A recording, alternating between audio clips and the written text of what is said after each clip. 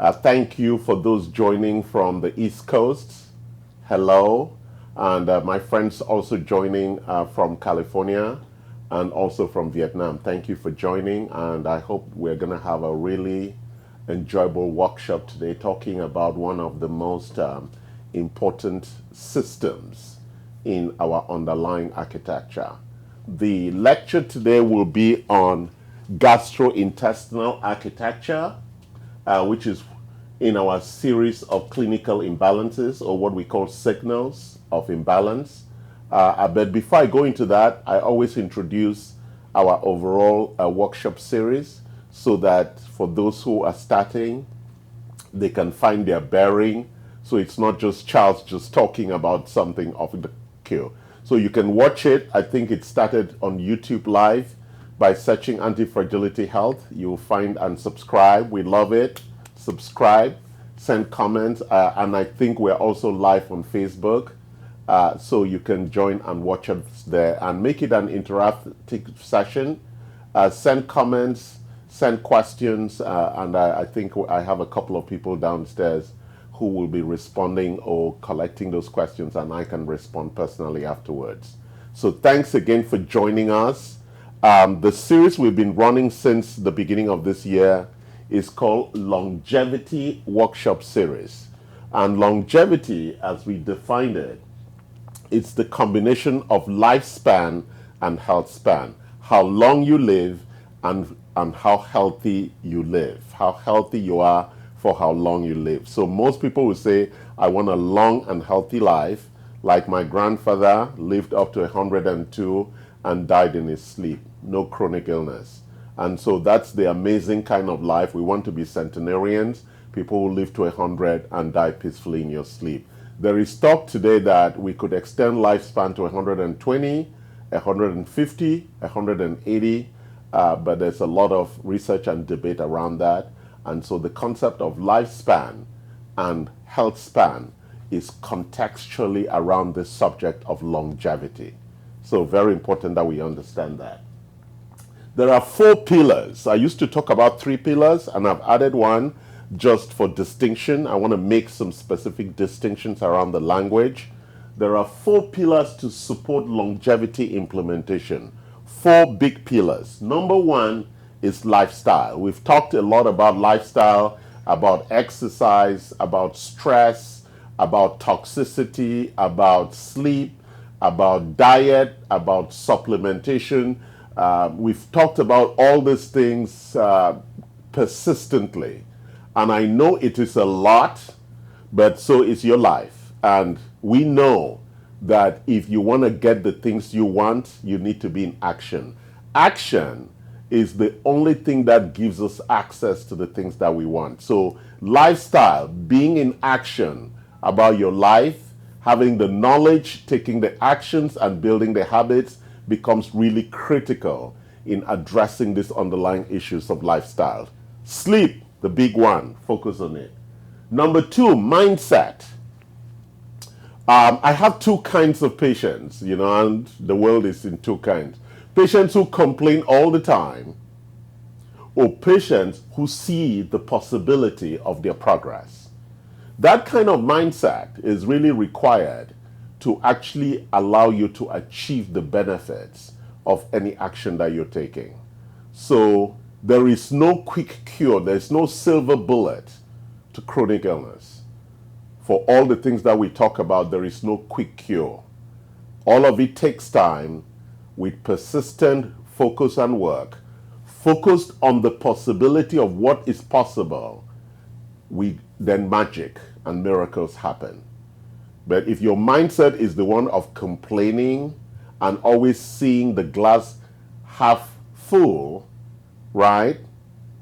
Half empty, sorry, right? Those people who are always looking at the glass and it's half empty, well, I want to make sure that you think about the glass being half full.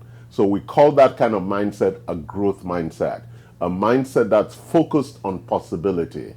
What I can do today to improve. What else can I do today to improve? What else? What other new ideas are out there? Rather than sit and stew in your own shit and complain. Mindset critical. That's number 2 pillar. Number 3 and 4 used to be one, and I've split them because there are health span signals that are different from lifespan signals. Lifespan signals are mostly signals of aging. And we've had a talk about this before where we looked at the overall hallmarks of aging. Things like telomere shortening, the loss of stem cell architectures, the loss of proteins. So there are many things that will give us signals that we are aging, because the faster you age, then the shorter your lifespan. So everything that we want to do around lifespan is to slow the aging process. Yes, we're going to age and die, but we want to slow to a crawl that overrun aging process. Most people, aging is accelerated. They stand on my Mendler scan, they're 20 years old, and it's saying that their heart is 40 years old.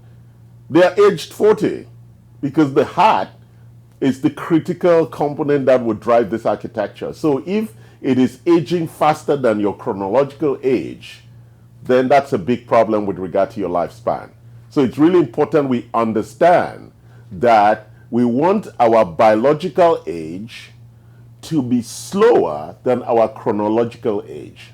So by the time you get to 60, right, if you started all this work at 20, by the time chronologically you get to 60, your bodies behave as if you're 30 because you've slowed it to a crawl whereby chronologically you're really aging, but biologically your system is crawling. And that's what we all would desire. So lifespan signals are different from health span signals. And the strategies in terms of dealing with those signals is different. And today, under the lifestyle health span signals we've been talking, we're going to talk about GI signals. And the key measure for GI signals, number 1 is digestively how you feel, right? We have the Bristol stool chart. Every time you go pee and poo, you want to look at the quality of those things. It's important because those are good signals. If your poo is constipated, we have big problems with hydration. If your poo is diarrhea oriented, there are big problems in the architecture. So those are the initial signals, but your urine and your stool are the key guiding diagnostic solutions that we can look at to really understand what's happening in the GI architecture. So let's take a journey now into the GI architecture. So the GI architecture has 5 key components in the conversations. We've broken it down that way because it makes it much easier to talk about the GI architecture, right? People just think, oh, it's from my mouth to my urinary tract or to my poo tract. Well, there's more to it than that. So let's look at it. The first important issue in the GI architecture is digestion and absorption. And we have a lot of big problems around that, and we're going to talk about it when we look at our intervention strategies and the strategies for actually fixing those problems. So those are big signals. You're not digesting very well, and you're not absorbing very well. In that case, you're actually wasting the food. So if that's the case with you, you're not digesting well and absorbing well, you should stop eating because you're wasting the food. So it's really important. All the nutrients that you're taking should be properly digested and properly absorbed. And so we'll explore the issues around that. The second big issue is elimination and detoxification. What's elimination, right? All the excreted elements in the body at the cellular level will come, the liquids will come out, and then the poo will come out. But it's a very important issue here as we talk about detox. The body excretes only water-soluble substances. What happens to the fat-soluble substances? That is the job of Mr. Liver, the master detoxifier. So it has to take the fat-soluble excretants, convert them using enzymes and other nutrients to water soluble so we can excrete them. That's why we put elimination and detoxification together. Those things are important because normal elimination is for water soluble, fat soluble needs to be detoxified and excreted or eliminated. So very important we understand that second pillar in the architecture. The third pillar in the architecture is what we call the microbial balance. Sorry, I'm using big language, but it's really about the bacterial balance in your stomach, the good and the bad bacteria, which we call the microbiome. It is this ecosystem. What is it? It's a whole world of itself where we have more bacteria in our GI tract than we have cells in our body. So this balance is critical. And for example, when the bad bacteria rises, there's significant issues of inflammation and all of that going on with you having dysentery, diarrhea, and all of those other things that happen, which ultimately lead to things like IBD, inflammatory bowel disease, or Crohn's disease, which then ultimately leads to colorectal cancer or GI tract cancer. Very challenging issue that one needs to pay attention to. And we know that the microbial balance is a critical component in this architecture. Number 3. Number 4, barrier function. Barrier function represents the guardrails for the immune system. Also, it is responsible for digestion, absorption, and also for elimination. What is the barrier function? It is that single cellular architecture that lines the nose, mouth, all the way to the urethra and the anus. That singular cellular architecture is one cell thick, and it is easily violated, leading to leaky gut and things entering the bloodstream. But also it is very finely thinned by God the architect, because things have to go in and come out easily, simply. And so we'll talk about things like tight junctions and stuff like that in enabling barrier function integrity. So it's really, really important, because that's why we know that most gut issues, gut-brain function, really arises from a lack of integrity in the barrier function. Therefore, toxins, microbes, viruses, pathogens escape into the bloodstream, go penetrate the brain, the gut, the brain, the blood-brain barrier into the brain, and you then find some crazy people. So it's really important that you understand how the GI architecture is critical as the conductor of the immune system, because this is the architecture that protects us from viruses and bacteria, from pathogens, and therefore 80% of our immune system is on guard around this. So it's really critical you understand the GI architecture. And for most of our interventions for patients we work in, I focus on this area because it is really, now that we have COVID and other things, you want to make sure that you have a powerful immune system that's modulated by a good functional GI architecture. What's modulation? It means that the immune system is not distracted from stupid shit away from the big stuff that it needs to be fighting for example, COVID. So you don't want to have silly things here like constipation, like diarrhea, like some bad bacteria, like leaky gut. All of those things distract from the immune system. But when we have homeostasis, when we have equilibrium in the GI architecture, the immune system is happy because it is fully on guard for all the other things that may come that it needs to deploy its forces. So there are 4 things that we do, or 5 things we do against this. And The first strategy is to promote better digestion and absorption. And we have supplements for that. How do we promote better absorption and digestion? So we support that with digestive enzymes. We have the one here for if you eat gluten food, that you take this it's called a spectrozyme. It's a gluten digestive aid. So whenever you eat pasta and gluten things like bread, it's important that you take this to help with the breakdown.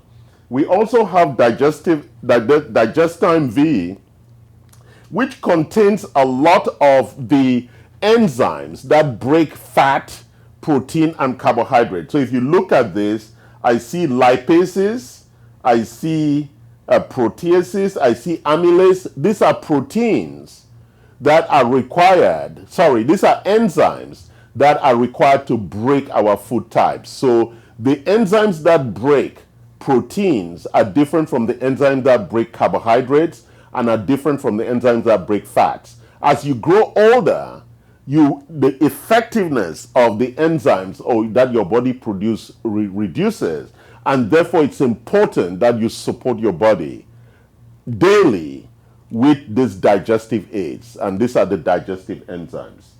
Also, the tributyltin, we know that the butyrate in the gut is very important for fat absorption.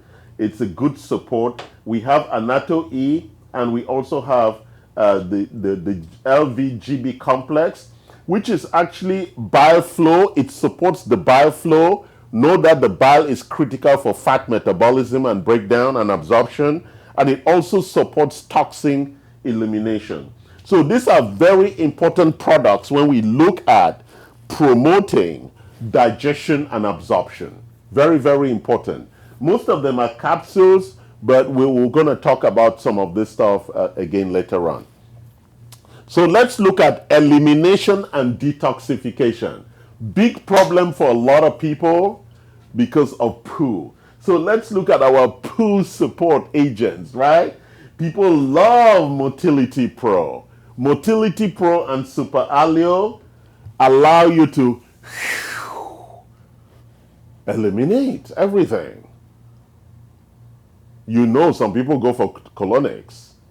Colonics only empties the large intestines. It does not empty the small intestines. Super Alio and Motility Pro help with the contraction of all the things. It's like squeezing gently the small and the big intestine until at the end, poo is removed. All that poo that's sitting inside of you, extracted. We have other things here that support with the detox process, right? As I said, the detox is required to break down the fat-soluble elements into water-soluble so they can be excreted. So we support the liver with quite a few products here.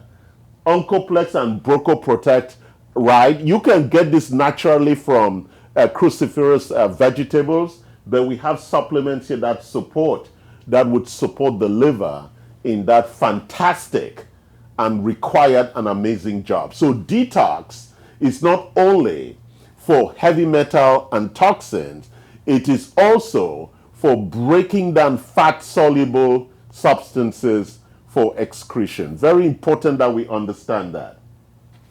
Then we go to Microbial Balance, the one that I love, probiotics, right? Probiotics and fiber.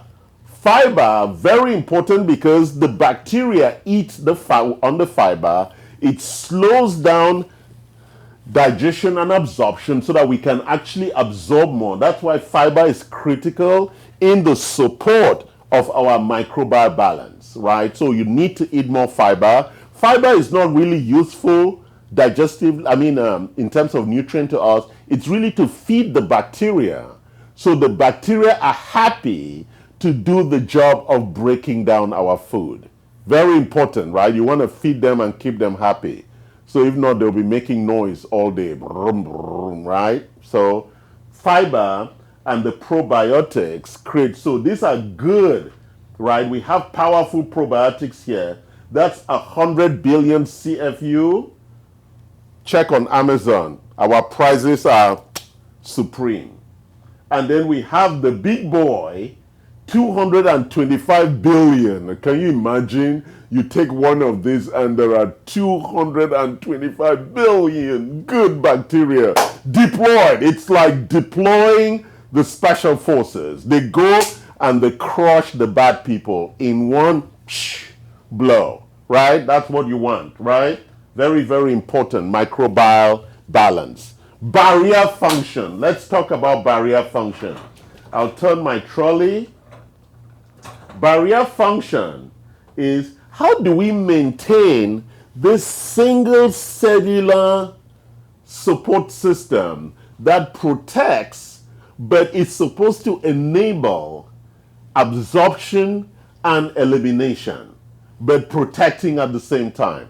And so that we have a lot of repair things for that. We have GI Revive, GI permeability support. What's permeability? I know, big English words, right? Permeability is to ensure that elimination and absorption happens with integrity. That you show your passport to exit and you show your passport to enter. That's what this permeability issue is. You cannot enter without passport. You cannot come and say, I'm sneaking in. You need to be registered, and somebody has to carry you across that permeable barrier. God was so amazing. He creates these architectures, right? And they have these guards on both sides of the border. I've arrived. I'm a protein amino acid. I am ready for absorption. They deploy a carrier to carry you across the barrier. I have arrived. I am the waste product of protein metabolism. I need to be excreted. You show your papers, they carry you across into the track. Now, whether you're fat or water soluble, now your journey either goes to the liver to be broken down or straight to elimination. Can you imagine the complexity of this architecture, right? That we have to really manage this border with integrity. So barrier function is really talking about the passport control and integrity of our borders. Not like the southern borders that's all open, free. That's what we'll call leakage, right? That you have a leak in the integrity of that border. And when you have leakage, what happens? Both good and bad people can come through and there is no control. So barrier function is really critical for maintaining the GI. And the immune system is the passport controller. So when the immune system says everybody's obeying the law, nobody's trying to rush the border, then the immune system is modulated. It's happy. You show your paper, you go. You show your paper, you go out. Everything is peaceful and the immune system is happy. So when some big boy shows up, like COVID, the immune system can pounce on them and crush them as they deserve. Finally, the gut-brain function, which is driven by the support of all this, is a critical aspect for what we do here. So we have things about detox, inflammation, and things to support that. So let me then finally talk about some of the other things here. And I spent a lot of time going back there about rebalancing, which is what you do here. You want to rebalance. Number 3, you want to establish your microbiome. And number 4, we want to repair that. So we talked about all those supplements. But let's go talk about intervention. So prevention. At the heart of prevention is your lifestyle and nutrients. And I talk about level 1 and level 2 nutrients, the RDA, and some of the supportive nutrients. All these nutrients, we have a classification around them. There are ones that are level 1, which is ones you take every day. They are necessary. Then there are level 2 ones that you take as required if there is a nutrient opportunity or a shortfall. And then there's level 3 and level 4 when we really need to fix things. So the three things that we look at, a daily detox supports a prevention system and fasting, right?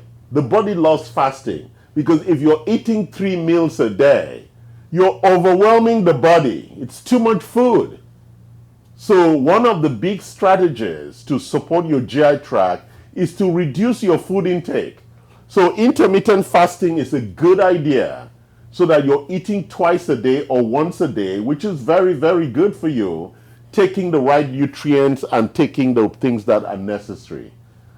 First of all, our GI tracts are overwhelmed with too much food, and therefore reducing that is critical.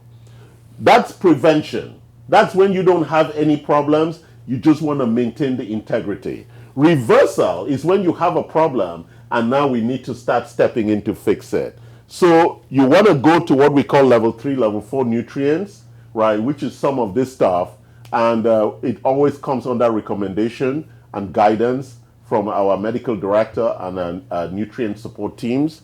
The detox, right, the detox here, I said it was a daily detox. Now when you go to reversal, you want to do a 14-day or 7-day detox to really give you the required support to get your system back into the support that is required in the liver for detoxification. And then number 3, you want to introduce fasting where you can fast for 24 hours. That's going to be really helpful to fix and rebalance. So every time you have a GI problem, fasting is really a good way with water for you to try and create some rebalance. It's like lighten the load and let the body try to repair and fix itself. Really very important you do that. Optimization, which is like our go fast strategy. If you want to fix it quickly, then you want to do a 30-day detox. Really important. It just cleans your GI. It's what we call a reset. It resets the whole GI architecture, and plus fasting on top of that, it's a beautiful thing, and you could achieve very quickly some very compelling outcomes with regard to your GI tract. So let's just summarize so that we're very clear. There are 5 critical pillars in the GI architecture. I spoke about digestion and absorption. That's how we get all our nutrients. Whether supplements or whatever, digestion and absorption is critical to give us life. Number 2, elimination and detoxification. We have to excrete the waste products of metabolism. After absorption and the cells have used it and produced all their waste, all of that waste is carried into the GI tract for elimination. And that's the water soluble, the fat soluble ones go to the liver for detox so that we can excrete. Very important. The microbial balance, that is the bacteria, the good boys and the bad boys. There are over 300 to 800 types of bacteria.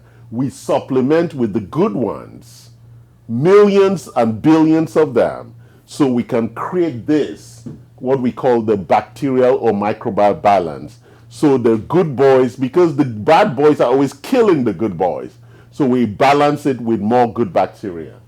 The barrier function, we spoke about that. That is the gate for the immune system to check passports going in and out of the system. Very critical to ensure that only the good goes out and all the bad people can be excreted, right? And finally, the gut-brain barrier and the connection between that and gut health and stress and all the things that work around that. Thank you for joining what I call a very, very important topic. You can always go back, subscribe to our YouTube channel and watch this, or you can watch it again on YouTube. Please do share it with your friends. You don't have to buy my supplements. I'm educating you. I'm not trying to sell you shit. You don't have to buy my supplements. I want you healthy, so I don't have to pay more taxes to take care of sick people. That's my intention for educating you. I hope I make that clear. I'm not trying to sell you supplements. I want to keep you healthy so I don't have to pay more tax to take care of sick people. Are we clear? So, but if you want to buy my amazing supplements, welcome. We'll love you. Share this and have a good weekend. Bye bye.